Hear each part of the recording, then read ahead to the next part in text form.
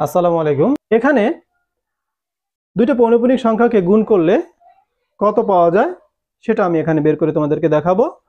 আমাদের এখানে আছে 42.18 এর উপর পৌনঃপুনিক আর 0.28 শুধু 8 এর উপরে পৌনঃপুনিক। এই দুইটাকে গুণ করলে আমি তোমাদেরকে 2 নম্বর প্রশ্নের সমাধানে দেখিয়েছিলাম কিভাবে আসলে পৌনঃপুনিক সংখ্যা থেকে সাধারণ ভগ্নাংশে প্রকাশ করা যায়। এই একই জিনিসটা আমরা এখানে অ্যাপ্লাই করব।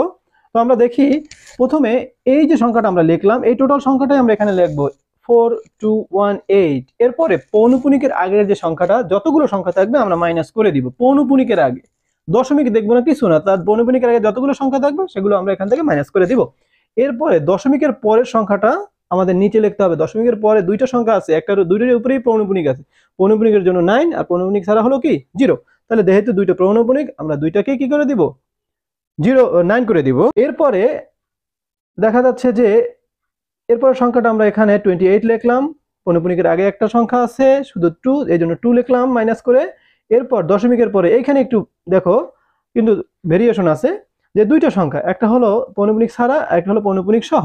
পৌনঃপুনিকের জন্য হলো 9, পৌনঃপুনিক ছাড়া হলো কত 0। এখন আমরা এই দুইটাকে যদি মাইনাস করি তাহলে 4176 বের হয়। আর এই দুইটা 99, এটাই করলে আসে 26 আর এটা হলো 90। এই দুইটাকে কাটাকাটি করলে হয় 2 দিয়ে। যখন এটাকে ভাগ করি 13 ইন্টু 2 26 এবং 45 ইন্টু 2 90, তার মানে 2 দ্বারা উপরে নিচে কাটাকাটি গেল। এরপরে আমরা যখন এই দুইটাকে গুণ করলাম আমার আসলো 108576 আর নিচে আসলো 8910। এইটাকে যখন আমি ভাগ করতেছি তখন আমরা যখন এইটাকে যখন 108576 কে যখন 8910 দ্বারা আমি ভাগ করি তখনই দেখা যাবে যে আমার এরকম একটা সংখ্যা আসছে 12.1858585। এরকম অসংখ্য সংখ্যা আকারে আসতেছে, তার মানে একই সংখ্যার বারবার আসতেছে। এই জন্য এটাকে বলা হয় আবৃত ভগ্নাংশ। এই আবৃত ভগ্নাংশ বলার কারণেই আমরা শুধুমাত্র এতগুলো না লিখে যেটা যেটা আবৃত হচ্ছে তার উপরে পৌনঃপুনিক দিয়ে দেবো। 8 এর উপরে পৌনঃপুনিক আর 5 এর উপরে পৌনঃপুনিক। এখন কিন্তু আমরা আমাদের অ্যান্সারটা বের করতে পারলাম। দেখা গেল যে আমাদের অ্যান্সারটা কত খ।